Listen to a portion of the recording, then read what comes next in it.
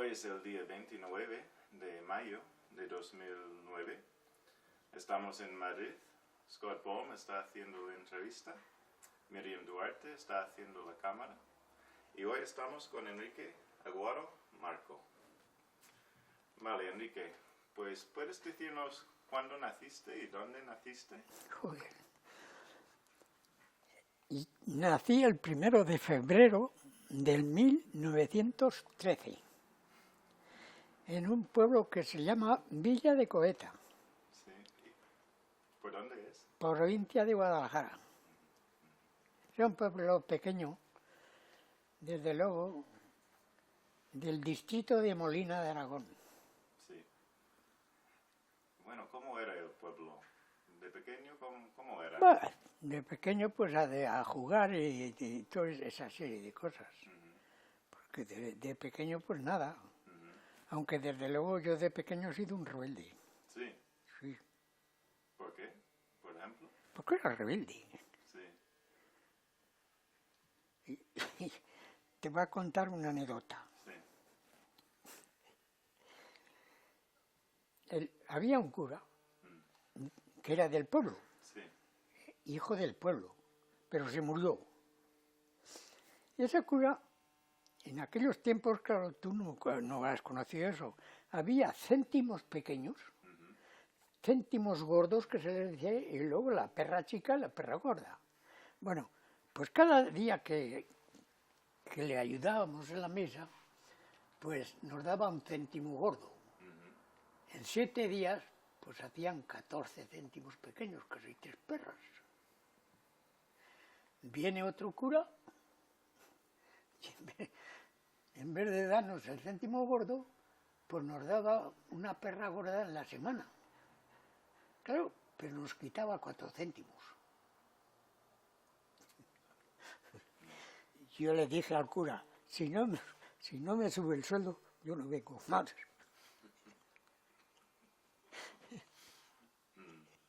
Y así ocurrió. Sí, sí. Ya digo, he sido rebelde desde pequeño. No admitía nada. No admitía nada que no fuera justo. El problema es ese. Porque yo parto del principio ese de la razón.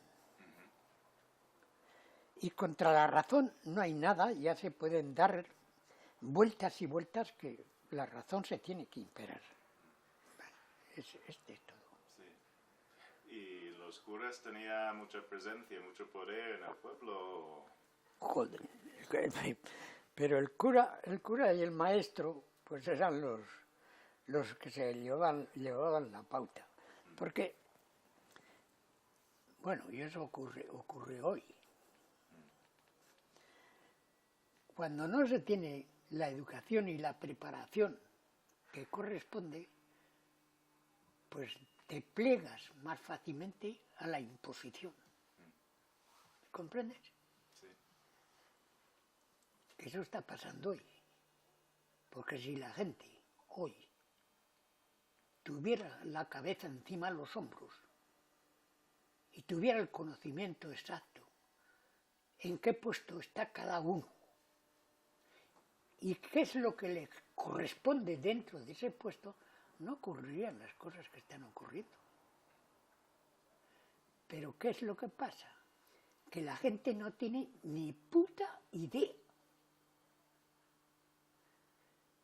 Es de una especie de obstrucción cerebral y de conciencia que no, se pliegan tranquilamente. Y eso es lo que está ocurriendo hoy. Después de tantos años que han pasado. Sí. Porque es que te causa desde luego extrañeza y a veces pavor de que han pasado tantos años, de que se tengan los conocimientos que se tienen desde luego en todos los aspectos, desde luego de la sociedad, del globo, de la naturaleza, y que haya esa masa inerte que no se mueve. Y eso así a mí me causa completamente extrañeza. ¿Y en el pueblo el cura era el maestro también. No, había maestro. Había maestro. Había maestro, sí. Entonces, ¿cómo era la escuela y cómo era? Bueno, la escuela pues te enseñaban las 4 reglas principales y ya está. Pero si el maestro no sabía ni hostia tampoco, bueno, que te iba a enseñar desde luego la raíz cuadrada y toda esa serie de cosas. Pero si no las sabía, ¿cómo te las iba a enseñar? Lo único que sabía es pegar, pegaba que se mataba. Sí. Se mataba. Tenía desde luego una regla así de madera, así de gorda, y te pegaba capalo en la cabeza Y eso era el maestro. Bueno, el cura ese que digo que le hice yo huelga, ese era muchísimo más inteligente, bueno, porque a pesar de que en esos momentos yo le hice esa huelga, pero luego fuimos creciendo. Y cuando entró la República, pues llegó un momento que en el pueblo se dividió. Se dividió. Jamás dejó de hablarme a mí. Es curioso muchas cosas que parece que no tienen trascendencia y valor, pero en realidad jamás dejó de hablarme ese cura a mí.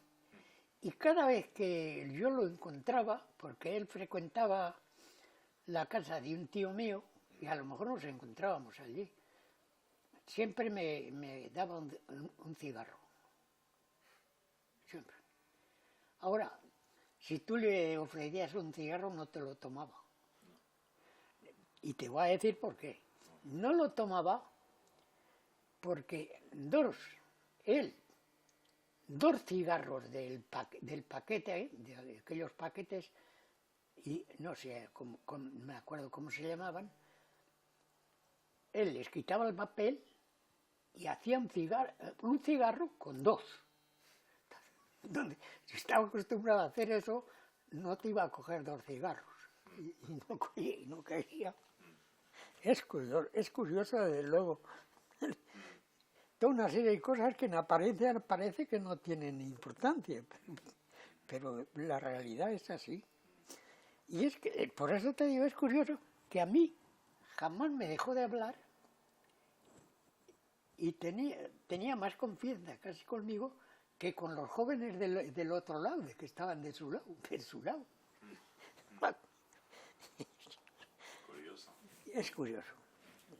Hay cosas que claro dices. ¿Y en la casa? ¿Cómo era el ambiente en la casa con tu familia? ¿Qué hicieron tus padres? Nada, jamás me pusieron ninguna cortapisa. Jamás. Jamás. Es que es curioso, desde luego.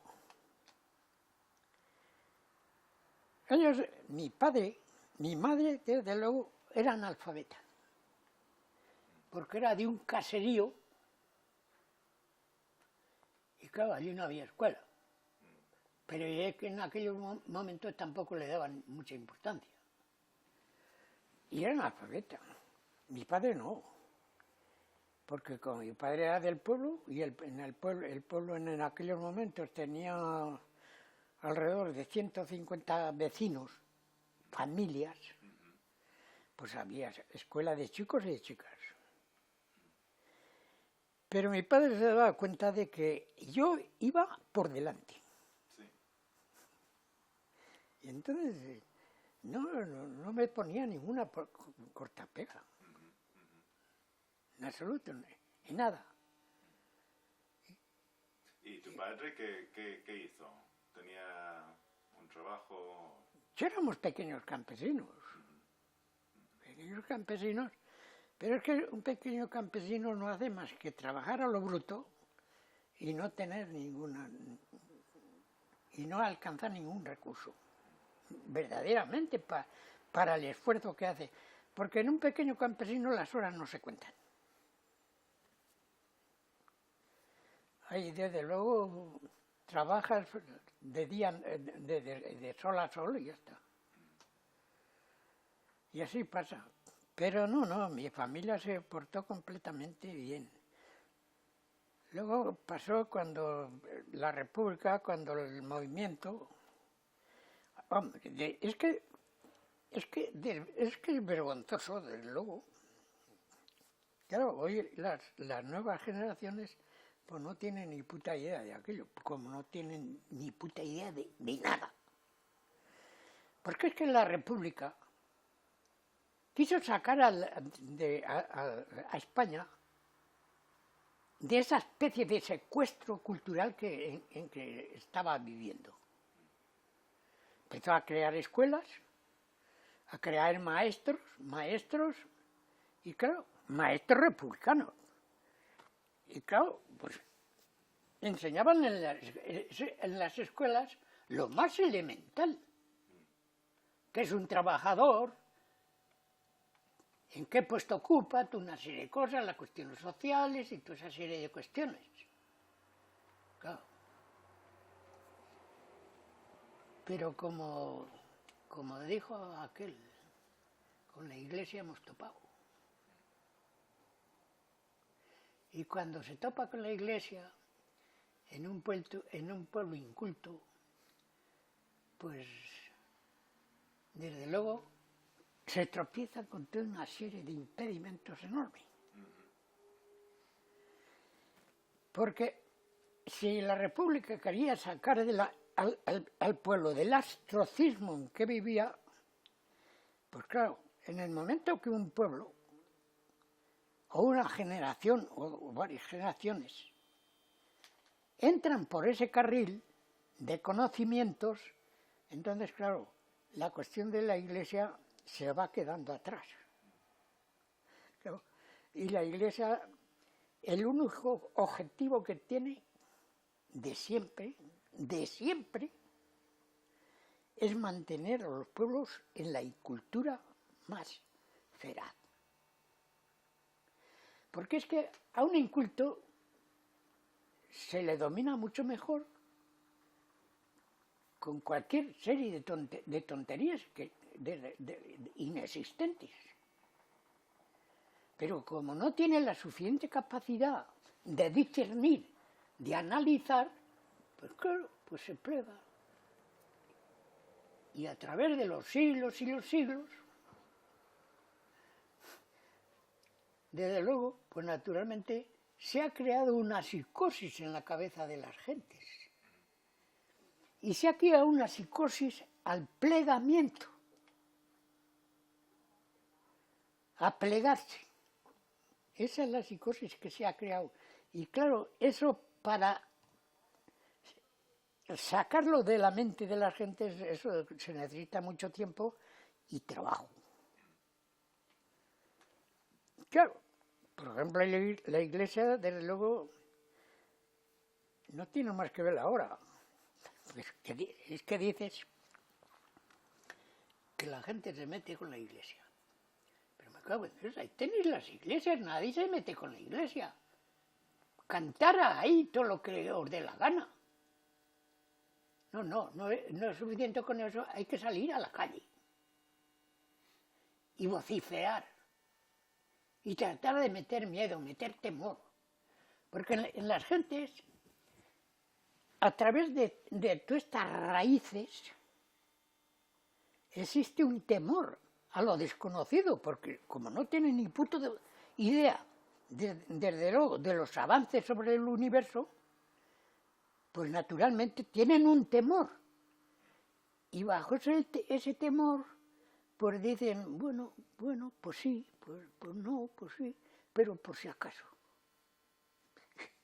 Sí, y siguen bajo el temor ese. Esa es la situación que se crea en la sociedad. ¿Y en el pueblo la gente se iba a misa, a la iglesia? Pues creo que iba. Sí. Y durante la República, pues unos iban y otros no. El problema era ese. Sí. Pero que desde luego la situación de la mentalización de la sociedad opera, desde luego, bajo esos aspectos. Es vergonzoso. Bueno, en aquellos tiempos todavía era admisible, porque todo estaba completamente nuevo, desde luego, pero hoy, con los años que han pasado, 40 años de franquismo, que desde luego en la mente de las gentes no se han podido sacar la bestialidad con la que operó el franquismo, no se la han podido sacar todavía. En muchísima gente todavía existe ese temor, por si acaso. Y se plegan, y se dejan dominar. ¿Ves? Y esa es la situación que existe. Ahora, si la República hubiera transitado más años, pues entonces el vuelco hubiera sido terrible, porque desde luego, cuando a la gente desde niños, en vez de enseñarles desde luego toda esa serie de mitos, toda esa serie de miedos, toda esa serie de cosas, se le enseña lo contrario, cómo tiene que comportarse en la sociedad, cuál es su posición, cómo tiene que defenderla y toda esa serie de cosas. La diferencia es enorme. Ahora, pero la cuestión es que topamos con la Iglesia. Y ahí la tienes. Y ahí la tienes. Que, claro, yo por ejemplo me digo, pero se necesita ser, desde luego, de cerebro obtuso, porque hay dos. Dentro de los que defienden a la Iglesia hay dos clases, que yo les llamo. Los que se sirven de la Iglesia y los tontos, que encima cooperan. Pero como existen tantos tontos todavía, pues mira, pues ahí seguimos. Y ese es el problema. Y si la República hubiera seguido, hubiera sido un éxito. Porque entonces había espíritu, había desde la idea de superarse en el conocimiento de las cosas, en aprender el máximo. Y ahora ¿en qué se dedican a aprender? Ahora te dicen que hay el 30 y tantos % de que van a la universidad y salen de ella. Y se van a hacer como ya no me acuerdo cómo le llaman, esas de la cerveza. No sé. Estar, ¿cómo le llamáis? Ah, el botellón. El botellón, cago en la madre de la Ah, Virgen. botellón. Sí. Botellón. Sí. Se van a hacer el botellón. Es que ya, por ejemplo, yo sé que mi vida ya está pasada.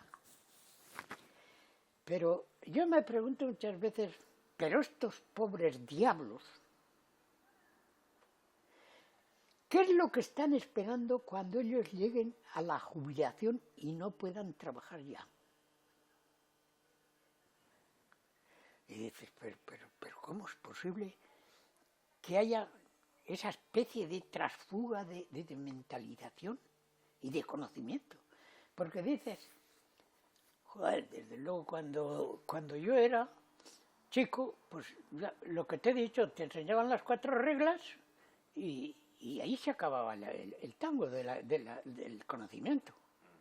Pero joder, ahora que pasan desde luego hasta los 15 años, desde luego yendo a la escuela y después pasan desde luego a lo mejor a la universidad y se pasan y es como si no, esperando que les caiga el bollo de arriba, sin saber por qué ni por qué no. Eso es contraproducente. Lo malo es que cuando eso les ocurra, ya no tienen nada que hacer. más que tragar. Pues es algo incongruente, desde luego. Pero... ¿Recuerdas el día de la proclamación de la República? ¿Eh? ¿Recuerdas el día de la proclamación de la República, en el 31, cuando llegó la República? Cuando llegó la República fue en el 31. Ujú. Primero unas elecciones a concejales. El 12 de abril se hicieron las elecciones a concejales y claro, salió inmensa mayoría en defensa de la República, de los ayuntamientos del país.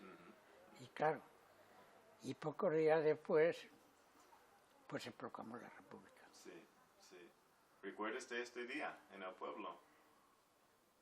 Pues es que ya, a mí me se van ya desde luego el día. Ya no sé si es el 15 o si es el 14 o si es... Era el 14, pero ¿guardas un recuerdo de cómo vivió este momento? Pues naturalmente, desde luego, el que había estado trabajando sobre esa cuestión, Sí. desde luego, pues con euforia, desde luego, con satisfacción. Sí. Yo en aquellos tiempos, pues tenía, desde luego, pues yo era joven en aquellos tiempos. Sí. Yo lo único que sé, que me parece que fue en el 30, ya no, las fechas ya se me escapan. Yo empecé desde luego la lucha a los 18 años. Acabo de decirte que yo era rebelde. Sí. Y cuando los dos oficiales de Jaca, que se habían sublevado, y los fusilaron, desde luego, a mí me chocó. Y yo empecé a pensar, ¿y por qué? Y encima los fusilaron domingo, que tenían prohibido la iglesia fusilar en domingo. Los fusilaron en domingo. Sí. Y después en la guerra, yo he conocido a un sargento que era de la compañía esa que se sublevó. Se sublevó. Y desde ahí yo empecé desde luego a plantearme los problemas. Y desde ese momento yo empecé desde luego a tener ideas más progresistas que las que iba dejando atrás. A los 18 años. Y tengo 97 y medio ya. Digo 96 y medio. Que la tarantela que yo he llevado, necesitaríamos, para hacerte así al detalle como estamos haciendo, necesitaríamos una semana. Pues sí. Una semana. Sí. Y bueno, la sublevación de Jaca, de Jaca, ¿qué pasó en Jaca? Escucha, pasó en Jaca, desde luego, es que muchas cosas me ponen de mala hostia. Los socialistas habían planteado una huelga general. Sí. Y habían marcado el día. Y en ellos entraba esta compañía y estos dos capitanes. Y cuando llegó la fecha, estos cumplieron desde luego lo que les habían dicho, que se iba a la huelga tal día. Esto lo cumplieron y se sublevaron en el ejército. Pero los otros, los célebres socialistas que habían planteado la huelga, pues no sé por qué motivos, vete a saber el por qué, pues no la retardaron. La retardaron, pero esto no lo sabían. Por eso llegó el día y se sublevaron. Y claro, merendaron, pero así. Y ya digo, yo he estado después, en la guerra, yo he estado en la división que mandaba en el sargento de esa compañía. Que claro, el sargento pues estuvo un cuanto tiempo en prisión, pero luego lo echaron, no lo fusilaron, no lo fusilaron. Pero es curioso, desde luego. Pero eso ocurrió por los socialistas. Y quien se cargó el pato fueron los dos capitanes. Y bueno, a partir de ahí, pues empezaste de... No, a partir de ahí, no, desde luego ya venía naturalmente evolucionando la cuestión, había toda una cantidad de gentes, de personalidades que desde luego ya planteaban los casos. Después de la dictadura de Primo de Rivera, pues naturalmente empezó el movimiento de la cuestión republicana y todas esas cosas, y fue evolucionando hasta que reventó en las elecciones del 31. ¿Y tus padres eran republicanos? O... Mi padre era un republicano y es todo, pero sin más conocimientos. La realidad, yo lo tengo que reconocer. Ahora, desde luego, él era un republicano honesto. No como los que ahora, que lo mismo están en un partido que en otro. Entonces, no sé, ¿estabas metido en la política de una Sí, forma? no, yo desde ese momento entré en la política completamente. Ajá. ¿En una organización o en un partido? Nosotros llegamos a... Es curioso, desde luego. Porque allí no estaba organizado tampoco ni el Partido Socialista. Había un chico allí, desde luego, que también se lo cargaron luego después de terminar la guerra, que era bastante inteligente. Chico desde algunos años más que la cuadrilla que nos juntamos. Y naturalmente pues creamos una cédula del Partido Comunista. Porque es curioso. Ya te digo, allí no estaba, el Partido Socialista no estaba organizado. Y sindicatos ni hablar, si era un pueblo de pequeños campesinos y todo eso. Pero había en un pueblo que se llamaba Torroncha, que había un médico, y era del partido. Y había en otro pueblo, también cerca, otro médico que también era del partido. Y este chico, pues, desde luego, tenía conocimiento con ellos. Y así vino la cosa. A pesar de todo en aquellos momentos, pues, ¿qué quieres? Desde luego no se tienen ni la visión, ni el conocimiento de las cosas, sino va viniendo después. Entonces, desde luego, pues montamos la célula del Partido Comunista.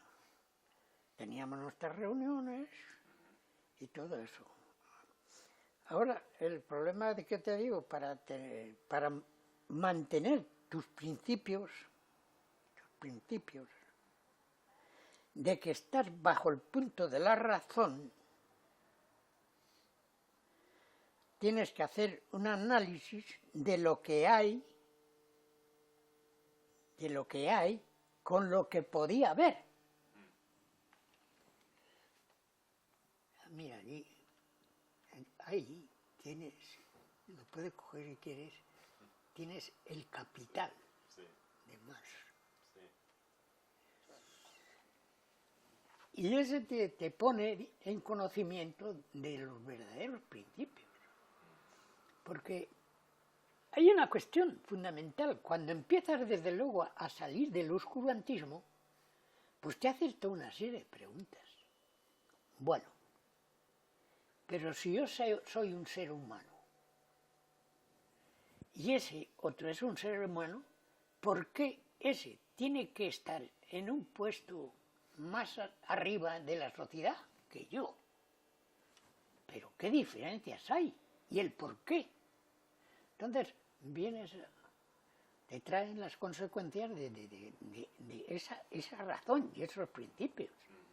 Y que no hay leches. La sociedad, desde tiempos inmemoriales, está dividida en clases. El que explota y el que lo explotan. Pero es que los intereses del que explota no son los mismos que los intereses del que está explotado. Entonces, desde luego, ahí tienes que decir, bueno, ¿y ese por qué me explota a mí y no me paga lo que tenía que pagarme si soy yo igual que él? Pues tienes que partir de esos principios para hacerte, desde luego, una solidez en tu postura.